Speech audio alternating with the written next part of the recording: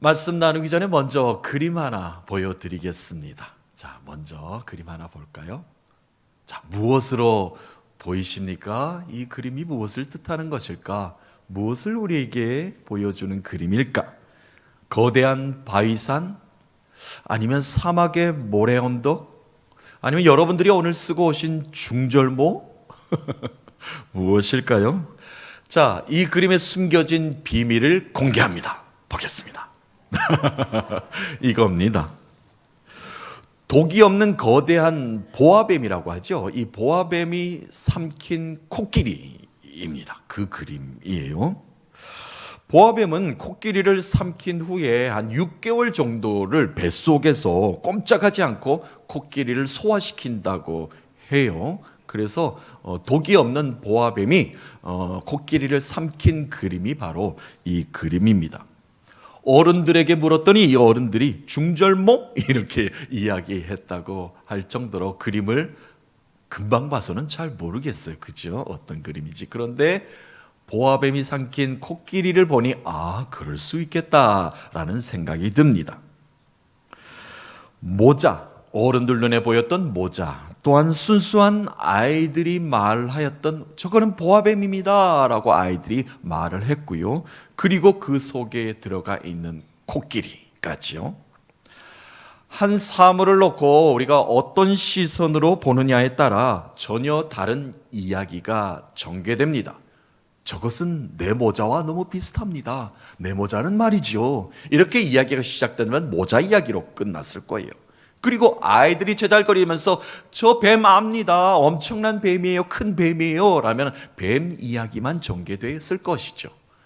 그리고 또 코끼리 이야기 한다면 코끼리가 어떻게 뱀 뱃속에 들어갑니까? 코끼리는 거대한데 말이죠. 이야기 전개를 하기 시작한다면 그 결과의 이야기는 전혀 다른 스토리를 마무리를 하게 되겠죠. 자, 이 생텍쥐 베리의 작품입니다. 어린 왕자에 나오는 코끼리를 삼킨 보아뱀이라는 이야기이고 그 속의 이야기를 돕고 있는 그림입니다.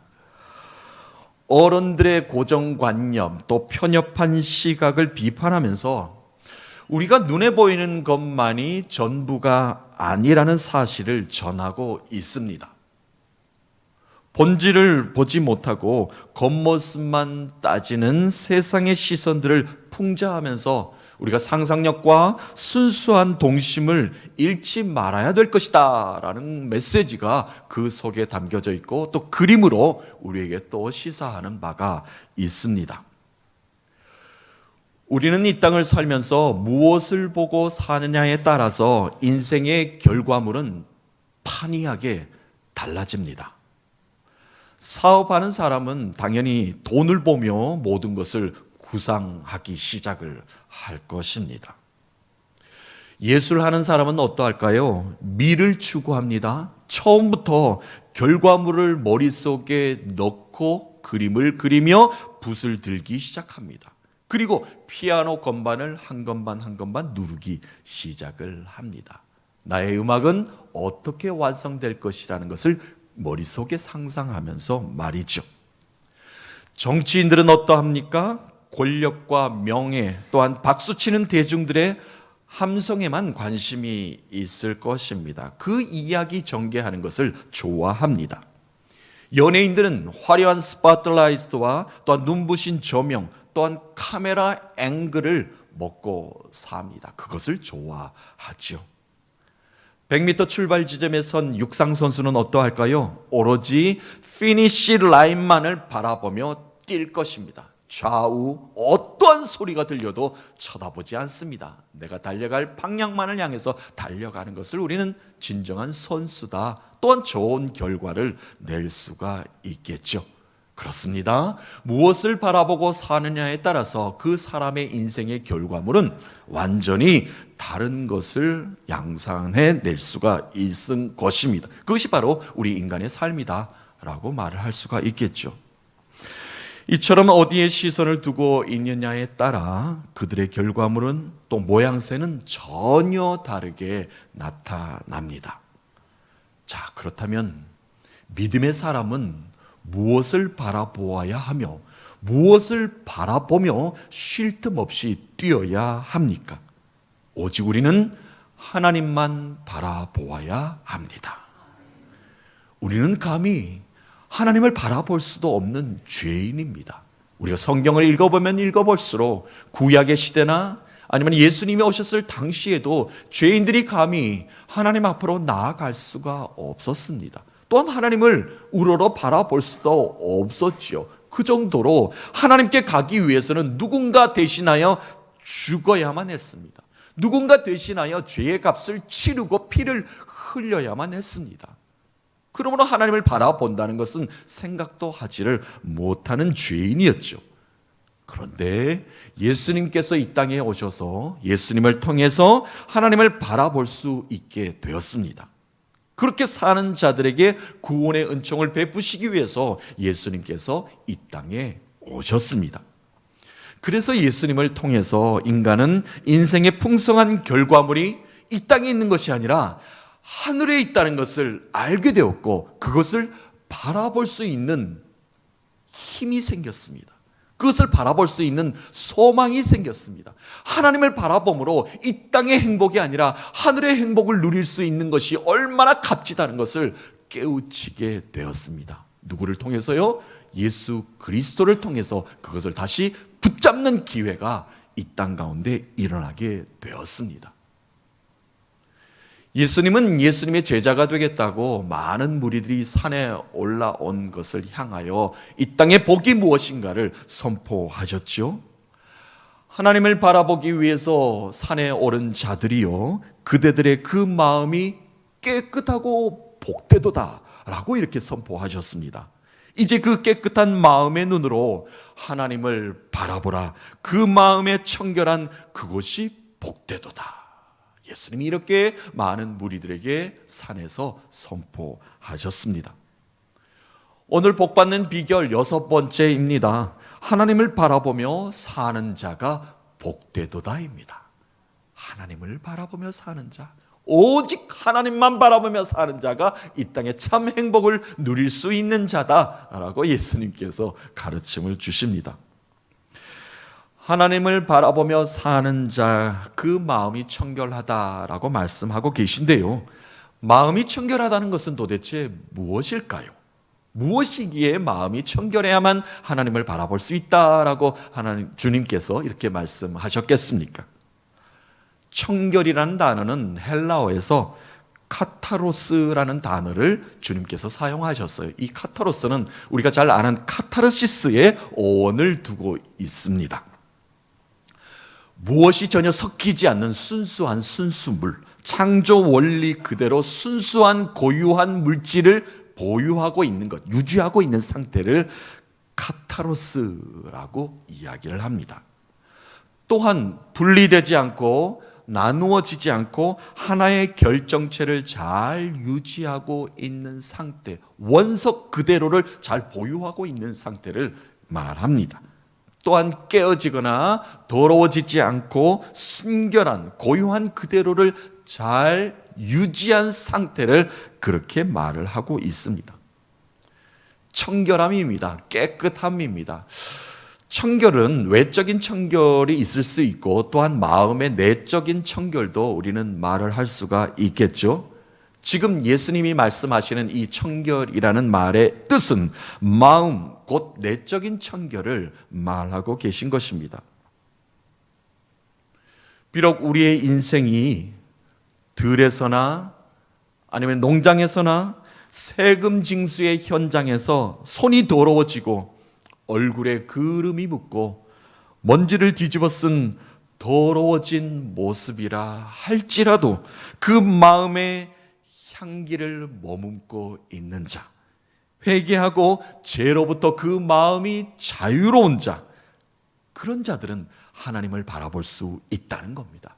희망의 말씀을 주신 것 아닙니까? 로마의 압제 가운데 시달렸습니다. 어려웠습니다. 중노역에 시달렸습니다. 언제 우리에게 자유를 주실 것입니까? 메시아가 언제 우리에게 오셔서 온전한 해방을 줄 것입니까?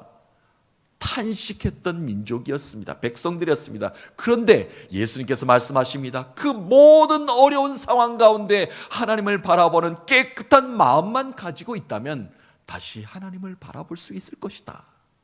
너희들이 고개를 들지 못하고 힘들고 어렵고 좌절하고 절망 가운데 있다 할지라도 그 마음속으로 하나님을 바라보는 자는 온전히 그 깨끗함을 하나님께서 인정해 줄 것이다.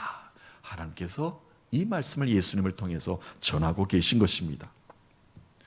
자, 그렇다면 무엇이 우리를 청결하게 하고 어떻게 순수하고 순결한 마음이 될 수 있겠습니까? 회개의 눈물이 있어야 우리의 마음을 청결하고 깨끗하게 합니다. 죄 씻음이 있어야 된다는 겁니다. 죄를 가지고서는 온전히 하나님을 바라볼 수 없습니다. 깨끗하지 않는데, 흐려져 있는데 어떻게 하나님을 온전히 바라볼 수 있겠습니까? 죄로부터 깨끗해진 상태를 유지하고 있다는 것, 그것은 회개함으로 거듭난 인생을 산다는 겁니다. 그러니까 거듭난 인생을 살아야만 하나님을 온전히 바라볼 수 있다는 것을 예수님께서 회개를 먼저 강조하고 계신 것입니다. 우리는 멀리서 거울을 바라보면요, 우리의 형체, 자신의 모습은 너무나 잘 알지요. 내가 저기 서 있구나. 그런데 우리가 거울 앞으로 조금씩 다가갈수록 우리 얼굴에 무엇이 보입니까? 잡티가 묻었다면 잡티가 보이겠죠. 또한 잔주름이 선명해집니다. 이처럼 하나님께 가까이 가면 갈수록, 하나님께 더 가까이 가면 갈수록, 하나님을 알면 더 알수록 깨끗하지 못한 자신을 발견하게 됩니다. 영적으로 무감각할 때는 잘 모르지요. 하지만 성령 충만해지면, 말씀의 은혜가 받게 되면 내가 너무 초라한 죄인이라는 사실을 인정하게 됩니다. 그때 카타르시스, 회개의 눈물과 함께 마음이 깨끗해지는 거죠.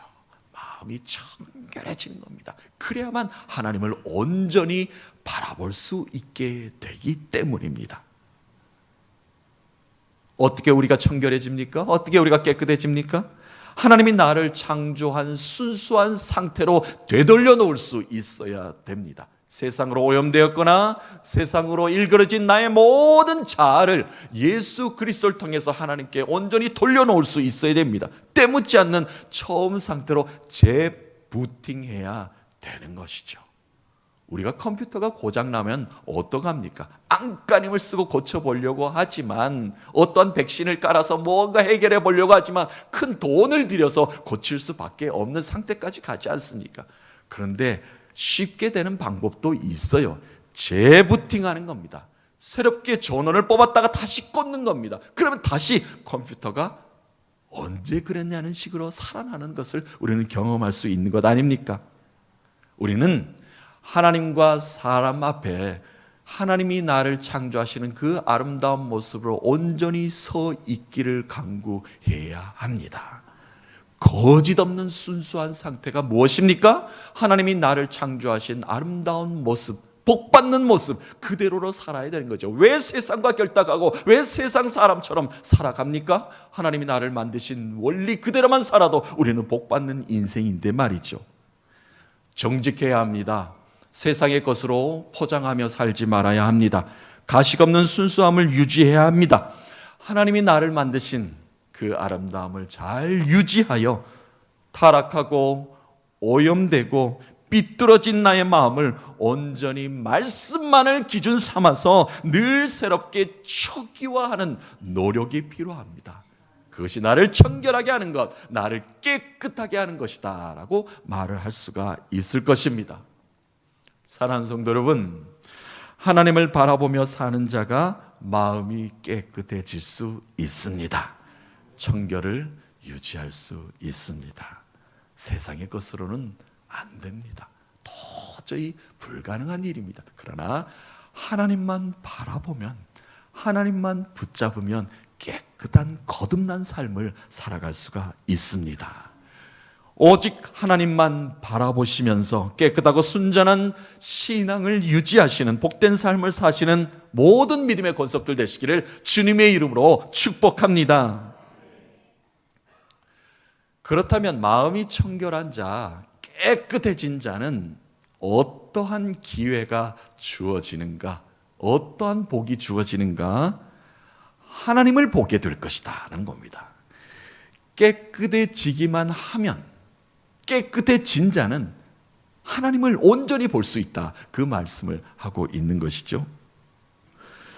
눈이 어두워 하나님을 보지 못하는 우매한 자의 인생이라 할지라도 세상이 많은 것들이 우리의 눈을, 시선을 다른 곳으로 빼앗는다 할지라도, 세상에 오염된 것들이 영적인 눈을 막아버린다 할지라도, 그래서 하나님을 보지 못한다 할지라도 우리의 마음이 청결해지면, 우리의 마음이 깨끗하려고 노력한다면 하나님을 다시 보게 될 것이다 라고 주님께서 이렇게 말씀하고 계십니다. 그러니까 세상이 아니라 하나님을 온전히 보기 위해서 노력하는 자, 어떻게든 하나님을 보려고 하나님 앞에 온전히 서 있는 자만이 하나님을 보게 될 것이다, 주님께서 그 말씀하고 계십니다. 정직한 눈으로, 순수한 눈으로, 죄 용서함의 깨끗함으로 하나님을 바라보며 살게 된다. 그것이 바로 복된 삶이다 라고 예수님께서 많은 무리들에게, 오늘을 살고 있는 우리들에게도 이렇게 선포하고 계신 것입니다. 어느 나라에 임금님이 계셨어요. 이 임금님은 명품 옷을 너무나 좋아했다고 합니다. 또한 새 옷 입는 걸 너무나 좋아하는 임금이었어요. 그러니까 사치를 좋아하는 임금이었죠, 기본적으로. 어느 날 이 임금 앞에 세상에서 가장 아름다운 옷을 만들어 주겠다며 2명의 사기꾼 제단사가 임금에게 접근했습니다. 임금은 그들에게 거액의 돈을 주었고요, 멋있는 옷을 만들어 오라고 명령하였습니다. 세상에 단 한 벌밖에 없는 옷을 내가 입고 싶다라고 명령을 했습니다. 사기꾼들은 좋습니다라고 거액의 돈을 받고 나서 거짓으로 이제 제단을 하기 시작을 합니다. 그러면서 그들은 외쳤습니다. 이 옷은 멍청이들 눈에는 절대 보이지 않습니다 라고 일단은 이야기를 하였습니다. 임금은 시간이 지나자 옷이 어떻게 만들어지나 너무 궁금했습니다. 그래서 신하들을 보냅니다. 그 옷이 잘 만들어지고 있는지 재촉을 하였습니다. 자, 신하들이 이제 그 제단실에 한번 가보게 되었죠. 가보았으나 분명 옷은 보이지 않았고, 두 제단사는 그냥 바느질하는 신용만 하고 있는 겁니다. 그냥 이렇게 한 땀 한 땀. 예. 그럼에도 그 신하들은 멍청이라는 소리를 듣기 싫어서 잘 만들어지고 있습니다 라고 거짓 보고를 하였습니다. 어느 날 임금이 도저히 궁금해서 못 참는 겁니다. 직접 가보기로 합니다. 제단실에 직접 가보았습니다. 역시 임금의 눈에도 옷은커녕 옷감 하나 보이지 않았습니다. 그래도 임금도 마찬가지 멍청이라는 소리를 듣기 싫어서 좋구나, 아주 마음에 드는구나, 내 옷에 딱 맞겠어, 내 몸에 하고 극찬을 아끼지 않았습니다. 시간이 지나서 이제 거대한 축제 행렬에 참여해야 될 시점이 됐어요. 임금이 그 옷을 그날 입기로 했으니까 임금은 2팔을 벌려 그 옷을 멋있게 입었습니다. 신용만 했죠. 그래서 그 옷을 입고 이제 거리로 나갔습니다. 거리에는 모든 사람들이 벌거벗은 임금의 모습이었지만 그들 또한 웃음을 겨우 참으며 그 행렬의 뒤를 따라 참여하였습니다. 그런데 한 곳을 지나고 있는데 한 아이가 큰 소리를 치는 겁니다. 하하하, 임금님은 아무것도 안 입었대요. 임금님은 벌거숭이. 이렇게 아이가 소리를 친 겁니다. 임금님과 신하들의 귀에 분명히 들렸습니다. 그렇지만 임금과 함께한 행렬은 더욱더 근엄한 모습으로 행차를 이어나갔습니다. 왜요? 멍청이가 되기 싫어서, 그 이유만으로 벌거벗은 채로 임금님은 그날 행차를 했다는 이야기입니다. 안데르센 동화지요. 우리가 잘 아는 벌거벗은 임금이라는 이야기입니다. 마음의 눈이 깨끗하지 못한 자들의 이야기입니다. 눈으로는 보지만 거짓 증거하였고 마음의 눈이 깨끗하지 못하여 아무 말도 증명해내지 못한 어른들의 이야기를 시사하는 동화이죠. 맹목적인 가식과 허영심에 눈이 멀어 벗은 몸을 바라보지 못함에 대한 경고입니다. 집단의 심리와 눈치 보기 인생이 얼마나 위험한 일인가에 대한 경종입니다. 또한 나만 바보가 될 수 없다는 두려움 때문에 서로 거짓 칭찬을 하며 진실을 말하지 못했던 사람들입니다. 용기 있는 진실의 힘이 필요함에 대한 이 바람이 담겨져 있는 그런 이야기이기도 합니다. 모두가 침묵할 때 소리를 낼 줄 아는 한 사람이 거짓의 장막을 걷어낼 수 있게 되는 것이죠. 우리는 세상에 이처럼 잘못 보고 사는 것이 얼마나 많습니까? 청결한 마음, 깨끗한 마음을 회복해야 합니다. 그래야만 하나님을 볼 수 있고요. 하나님의 눈으로 우리가 다시 세상을 바라볼 수 있게 됩니다. 그 깨끗함, 그 청결함을 이야기하고 있는 것입니다. 예수님 당시에도 많은 무리들이 예수님을 따랐습니다. 예수님을 보기 위해서, 또한 예수님이 기적과 이적을 베푸는 것을 보기 위해서, 또한 하나님 나라의 놀라운 능력을 베푸는 것을 보기 위해서 많은 무리들이 예수님을 따랐습니다. 그들의 눈에 바라본 예수님은 어땠습니까? 내가 예수님을 따라가면 정치 왕이 되시는 예수님께 내가 한 자리를 할 수 있을 것이다. 그런 욕망이 있는 자들도 있었을 것이고요. 또한 예수님이 기적을 베푸니까 저거는 마술이다. 내가 저 마술을 좀 배우고 싶다. 그것 때문에 배우러 온 사람도 있을 것이고요. 또한 예수님이 가시는 모든 곳마다 많은 무리들이 모이니까 그곳에 가서 내가 물건을 팔아야 되겠다. 상업적으로 예수님의 뒤를 따르는 자들도 있을 거고요. 많은 사람들은 예수님을 바라보았지만 각양각색의 다른 각도에서 예수님을 평가하고 그를 따랐던 자들이었습니다. 그런데 한 사람은 달랐습니다. 예수님이 자기의 마을을 지나간다는 소문을 귀에 들었습니다. 이 사람은 키가 자그마한 세리장이었습니다. 많은 사람에게 손가락질 받던 사람이었어요. 로마의 높은 관직에 올라 세금을 착복하는 사람이었으니까 이스라엘 사람들에게 얼마나 손가락질 받는 사람이었겠습니까? 같은 민족인데 유대인이 저럴 수 있냐라니까 길에 나가지도 못했죠. 그런데 오늘은 달랐습니다. 예수님이 온다고 하니, 계속 그 말씀을 귀에 들었던 예수님이 내 앞에 나타난다고 하니 예수님을 보고 싶어서 길거리로 뛰어나갑니다. 또한 키가 작으니까 많은 행렬들 무리 가운데 예수님을 볼 수 없으니 뽕나무 위로 올라가게 됩니다. 그리고 예수님과 마주칩니다. 만나게 됩니다. 그리고 예수님을 집으로 초청을 하게 됩니다. 많은 사람들이 바라봤던 예수님과는 시선의 각도가 다릅니다. 많은 사람들은 눈으로 예수님을 바라보았지만 이 삭개오는 마음으로 예수님을 바라보았습니다.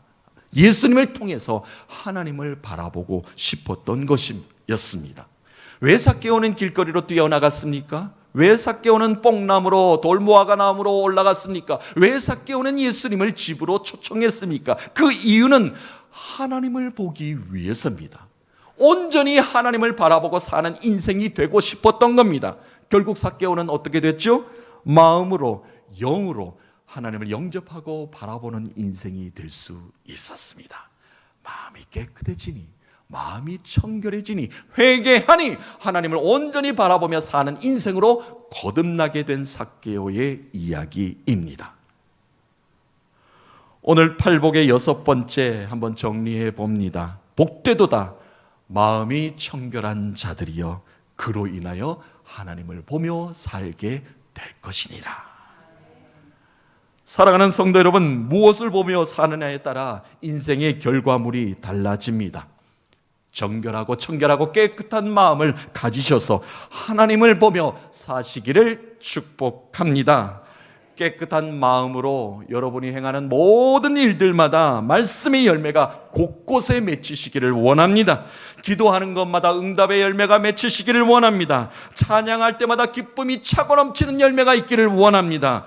눈을 들어 하늘을 볼 때마다 내가 보는 시선의 결과물이 복되고 복되도다, 이렇게 믿음의 신앙의 고백을 하나님께 올려 드리시면서 주님 감사합니다, 내 삶에 깨끗하고 새로운 영을 부어주셔서 하나님을 바라볼 수 있는 구원의 열매가 있게 하셔서 감사합니다, 이렇게 고백하시면서 한 주간 주와 동행하는 그 승리의 삶을 사시는 믿음의 권속들 되시기를 주님의 이름으로 축복합니다.